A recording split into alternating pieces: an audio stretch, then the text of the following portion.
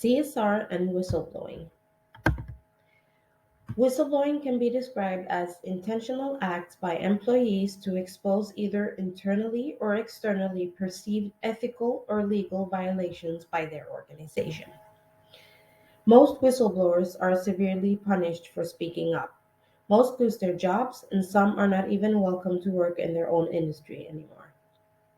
Being a whistleblower today will most likely have negative consequences. However, recent studies show that whistleblowing adds to CSR positive effects on firms' net profit and market value. Whistleblowing and CSR, they go hand in hand. The EU Commission has defined CSR as the responsibility of enterprises for their impact on society. By integrating social, ethical, environmental, consumer, and human rights concerns into their operation, businesses will lay the groundwork for a strong and healthy corporate culture. For companies, this is firstly important because of cost savings, but it will also improve and stabilize relationships with stakeholders, and even HR management will be benefited. Sustainable operations will eventually lead to profit, and in the meantime, you're building a good corporate reputation.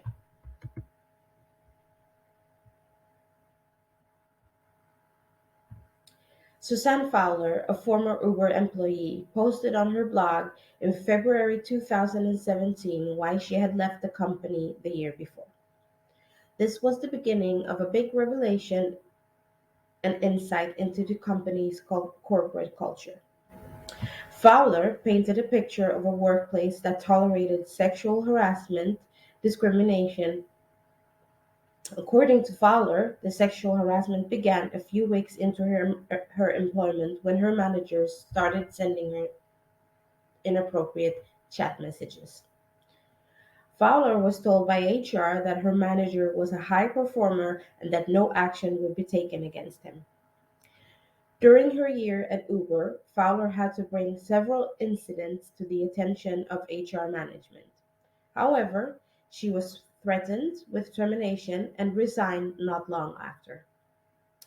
The fact that Fowler posted such a detailed information on her blog made it impossible for Uber and CEO Travis Kalanick not to respond or act. As an investigation was started, later had to be handed over to an external actor since the response was so large. Hundreds of employees were interviewed, and over 200 of them reported incidents of sexism, harassment, and discrimination.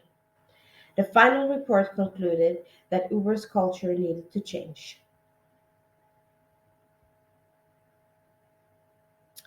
What are the business issues? Well, one issue is that companies do not invest in CSR. Research shows that companies tend to invest more in CSR when business is going well. However, CSR should be an important part of every company's strategy.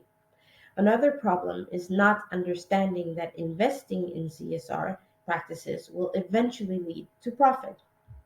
In 2016, Uber Technologies earned $140 million by selling ads in their app. In 2022, Uber spent $1.7 billion on advertising.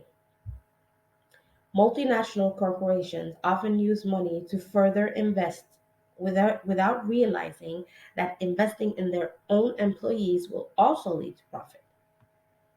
CSR should be a part of the foundation of every good company's culture, which brings me to my next point. Because of its impact on employees, organizations, and society at large, whistleblowing is a controversial yet socially significant topic of interest. Here we can see results of a survey done in 2021 amongst 1,300 European companies. It was discovered that roughly one third of them recorded misconduct. This was defined as either illegal or unethical actions such as falsification of financial data or targeted exploitation of differences in international legislation. Around 1 in 5 said that misconduct had cost them more than 10,000 euros, and around 1 in 10 even said that they lost more than 100,000 euros. The interesting part is that only half of the companies with whistleblowing systems had received any reports through them. This shows it is not enough to simply have the procedure in place.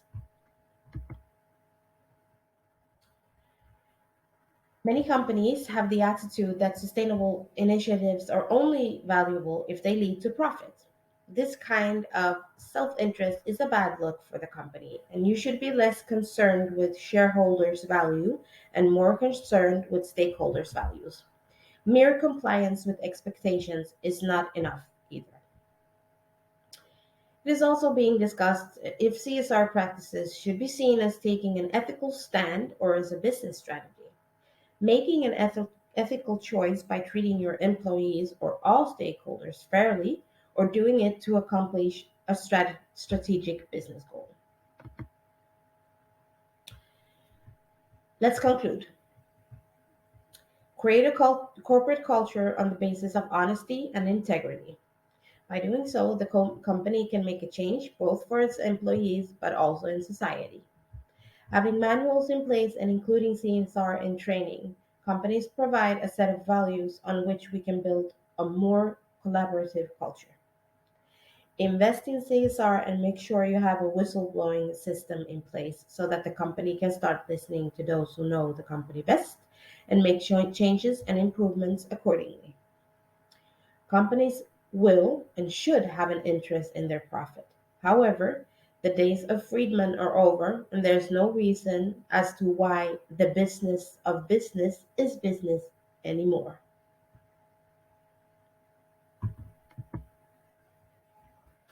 The story of Uber, as I mentioned in the beginning, is just an example where lack of knowledge and bad leadership has led to a scandal. It is a clear example of what can happen when a company does not invest in CSR. According to both market research and academic studies, key stakeholders such as consumers, employees, and investors are increasingly likely to take action to reward good corporate citizens and punish bad ones. A survey done by Morning Consult in 2017 after several scandals at Uber showed this result. 35% of the respondents would be able to go back to Uber as a client. But the interesting part is that 28% would go back to Uber if the current CEO was fired and a new leadership was installed. Not long after this, Kalanick was asked to step down as CEO. As for the scandal, when a business encounters a crisis, management must identify and choose recovery measures that could help the struggling business get back on track. That is what the board of Uber did. However, it is my belief that Uber was a workplace filled with discrimination and sexual harassment. And why didn't they do the ethical thing as several employees had approached HR regarding the work climate? Because action was first taken when Fowler went public, I would say that Uber acted unethically towards their employees.